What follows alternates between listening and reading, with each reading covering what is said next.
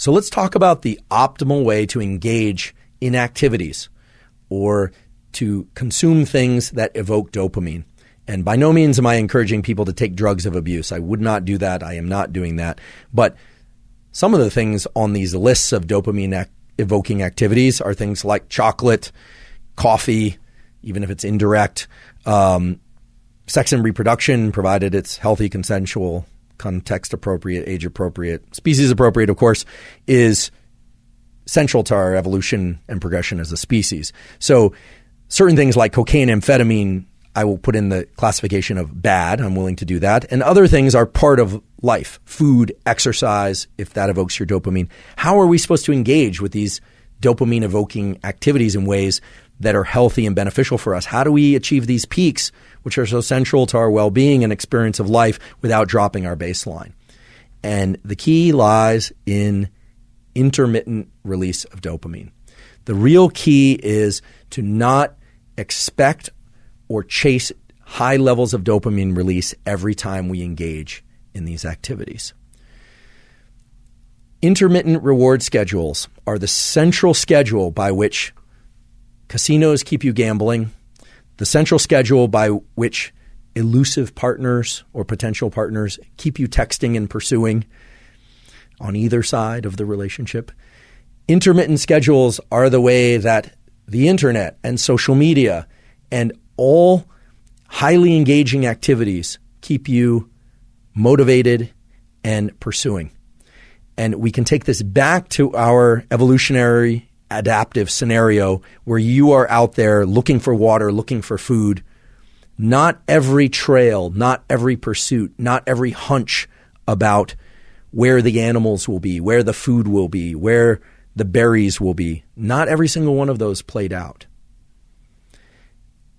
There's something called dopamine reward prediction error. When we expect something to happen, we are highly motivated to pursue it. If it happens, great. We get the reward. The reward comes in various chemical forms, including dopamine. And we are more likely to engage in that behavior again.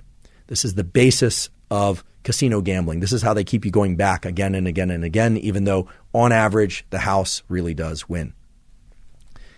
You can transplant that example to any number of different pleasureful activities. If you're not a gambler and that doesn't appeal to you, I have to imagine there's something that appeals to you, something that you do repeatedly because you enjoy it. And almost inevitably, it's because there's an intermittent schedule. There's an intermittent schedule by which dopamine sometimes arrives, sometimes a little bit, sometimes a lot, sometimes a medium amount. Okay? That intermittent reinforcement schedule is actually the best schedule to export to other activities. How do you do that? Well, first of all, if you are engaged in activities, school, sport, relationship, etc., where you experience a win, you should be very careful about allowing yourself to experience huge peaks in dopamine unless you're willing to suffer the crash that follows and waiting a period of time for it to come back up. What would this look like in the practical sense? Well, let's say you are somebody who really does enjoy exercise.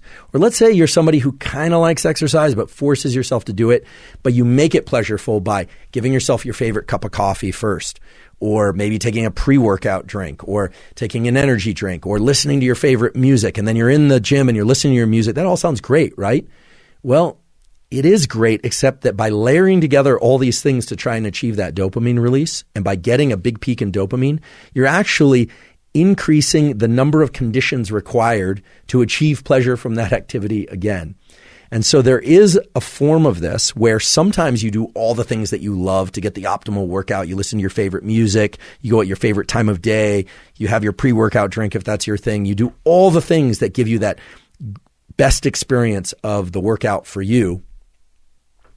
But there's also a version of this where sometimes you don't do the dopamine enhancing activities. You don't ingest anything to increase your dopamine. You just do the exercise. You don't do the exercise and expect dopamine to arrive through some what we call exogenous source as well. You might think, well, that sounds lame. I want to continue to enjoy exercising.